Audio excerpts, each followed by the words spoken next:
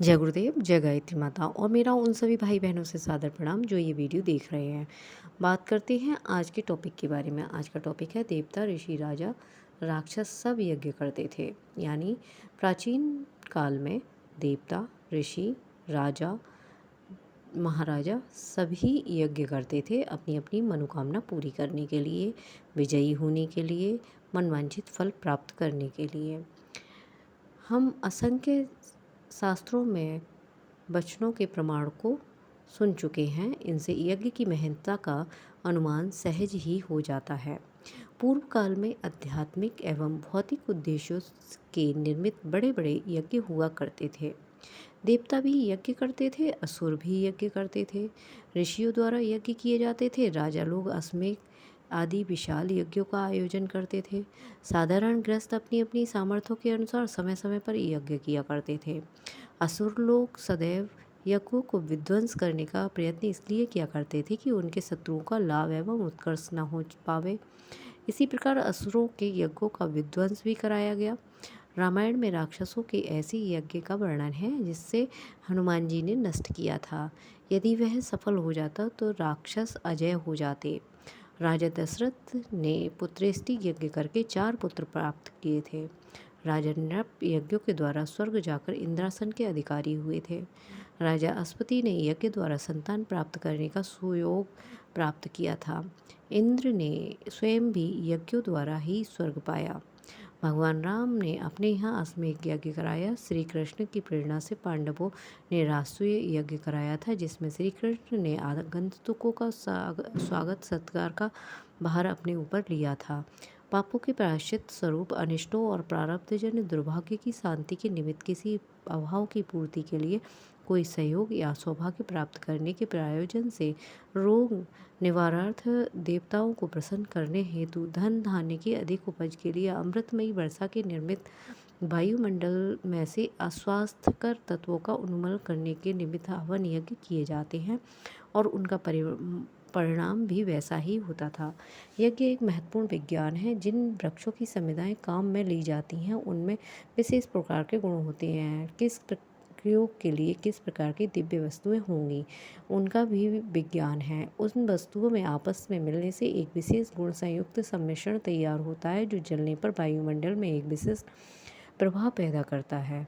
वेद मंत्रों के उच्चारण की शक्ति से उस प्रभाव में और भी अधिक वृद्धि होती है। फलस्वरूप जो व्यक्ति उसमें सम्मिलित होते हैं उन पर तथा निकटवर्ती वायुमंडल पर उसका बड़ा प्रभाव पड़ता है। सूक्ष्म प्रकृति के अंतराल में जो नाना प्रकार की दिव्य शक्तियाँ काम करती हैं उन्हें देवता कहते हैं। इन देवताओं को अनुकूल बनाना, उनको उपयोगी दिशा में प्रयोग करना, उनसे संबंधित स्थापित करना, यही देवताओं को प्रसन्न करना है।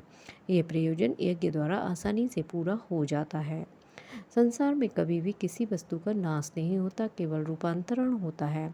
जो वस्तु हवन में होमी जाती है वे तथा वेद मंत्रों की शक्ति के साथ जो सद्भावनाएं यज्ञ द्वारा उत्पन्न की जाती हैं वे दोनों मिलकर आकाश में छा जाती हैं। उनका परिणाम समस्त संसार ही के लिए कल्याणकारी परिणाम उत्पन्न करने वाला होता है। इस प्रकार यह संसार की सेवा का विश्व में सुख शांति उत्पन्न करने का एक उत्तम माध्यम है एवं पूर्णार्थ माध्यम है। यह यज्ञ से याज्ञ की आत्मशुद्धि होती है, उनके पाप ताप नष्ट होते हैं तथा शांति एवं सद्गति उपलब्ध होती है।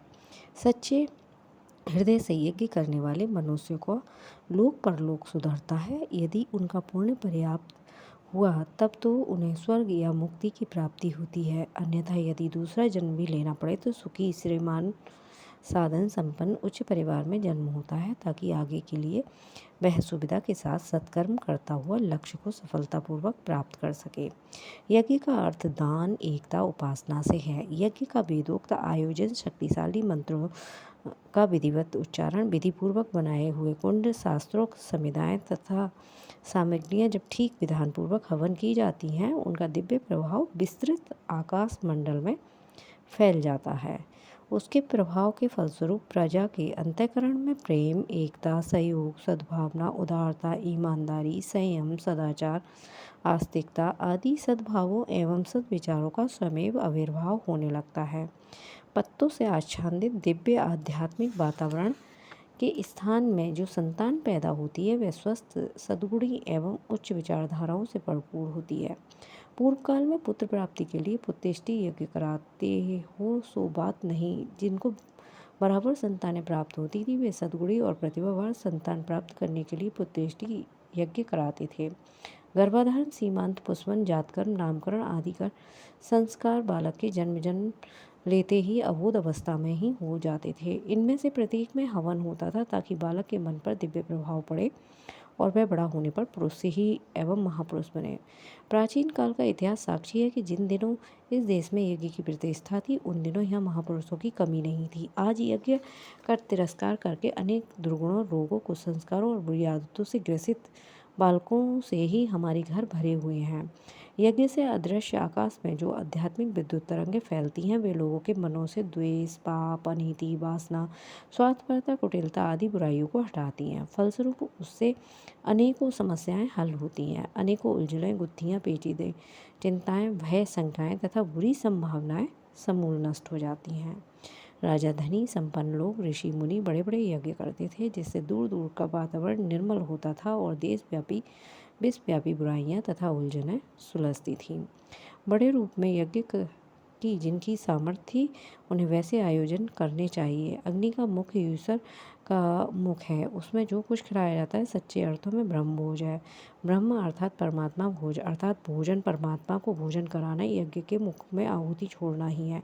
भगवान हम सबको खिलाता है, हमारी भी कर्तव्य है कि अपने उपकारी की प्रति पूजा करने में कंजूसी न करें।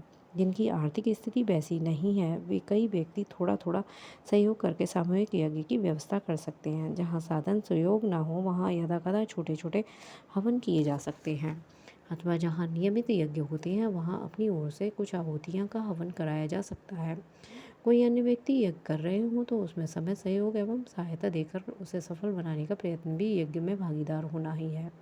हमें यह निश्चित रूप से समझ लेना चाहिए कि यज्ञ में जो कुछ धन, सामग्री, श्रम लगाया जाता है वह कभी निरर्थक नहीं जाता।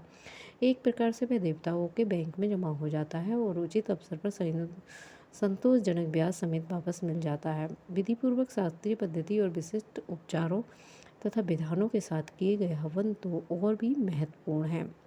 वे एक प्रकार दिव्य अस्त्र बन जाते हैं। पूर्व काल में यज्ञ के द्वारा मनोवांछित वर्षा होती थी। योद्धा लोग कुछ जो कि युद्ध में विजयश्री प्राप्त करते थे और योगी आत्म साक्षात्कार करते थे। यज्ञ को वेदा का कामधक कहा है, जिसका आश्रय यह है कि मनुष्य के सभी आवों को दूर करने वाला और बाधाओं को दूर करने वाला है।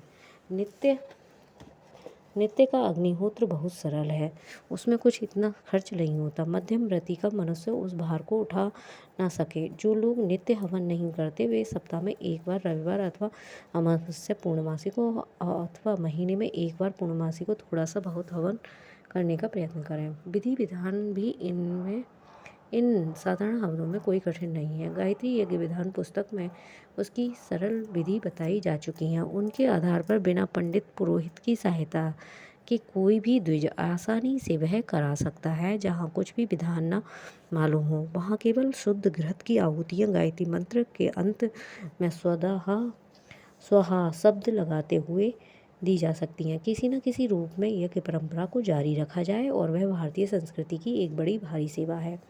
साधारण होम भी बहुत उपयोगी होता है, उससे घर की वायु शुद्ध, रोग निवृत्ति, अनिष्टों से आत्मरक्षा होती है। फिर विशेष आयोजन के साथ विधि पूर्वक किए गए यज्ञ तो असाधारण फल उत्पन्न करते हैं। यह एक विद्या है। पांचों तत्वों के होम में एक वैज्ञानिक सम्मिश्रण होता है जिससे एक प्रचंड दुष्ट शक्ति और आविर्भाव होता है।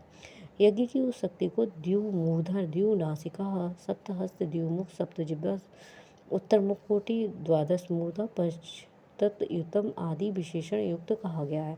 इस रहस्यपूर्ण संकेत में यह बताया है कि यज्ञादि की मूर्धा भौतिक और आध्यात्मिक दोनों है। ये क्षेत्र सफल बनाए जा सकते हैं। स्थूल और सूक्ष्म प्रकृति यज्ञ की नासिका है, उन पर अधिकार प्राप्त किया जा सकता है। सातों प्रकार की संपदाएं यज्ञादि के हाथ हैं। वाम मार्ग, दक्षिण मार्ग में ये दो मुख हैं।